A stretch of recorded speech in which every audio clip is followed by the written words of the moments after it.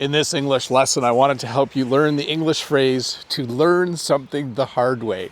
This is a phrase, it's kind of a funny phrase because it means someone has learned something in a very difficult way. I should just give you an example so you know what I'm talking about.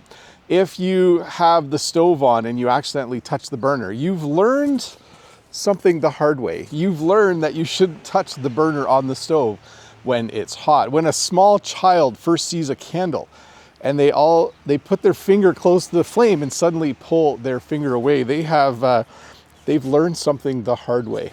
There are many things like this.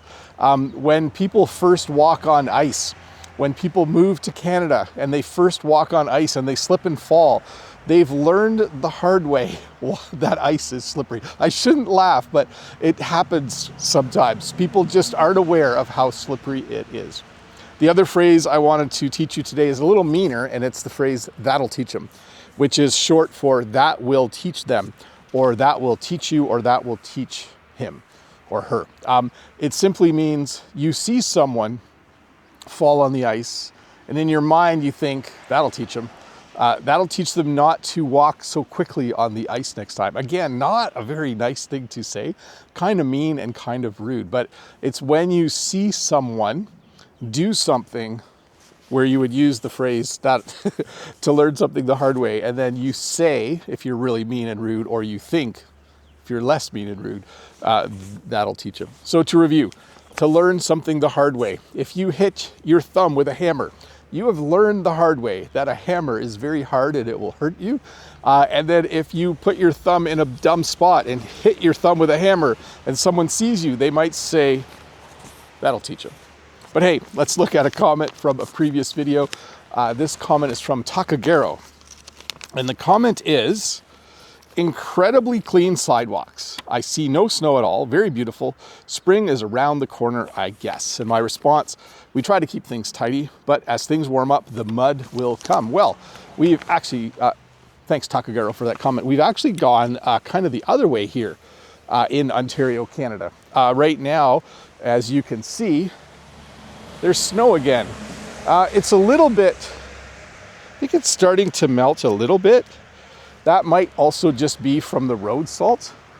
But let me check if the snow is packy. Yeah, it's packy snow. So if you wanted, you could build a snowman today. That means it's probably 1 degree and the snow is starting to melt a little bit, and that makes it packy. It makes it what we call packing snow, and you can make a snowman. Maybe I should do that when I get home today. But what were we talking about? Super clean sidewalks. Even when there is snow, the sidewalks are kept very clean. And I'm not sure if you can see, there's actually salt. That little crystal there that I'm moving around with my foot is actually a salt crystal, and we put salt on the sidewalks to make sure they don't freeze and get slippery.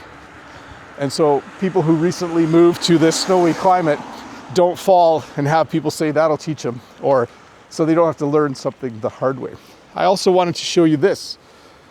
As things start to melt, we have quite a bit of water flow in the local creek. Sometimes this creek dries right up, but today, as you can see, it's running quite well. And it will go even higher as we get more and more snow melt in the area. Anyways, thanks for watching this short English lesson. I'll see you next week with another one. Bye.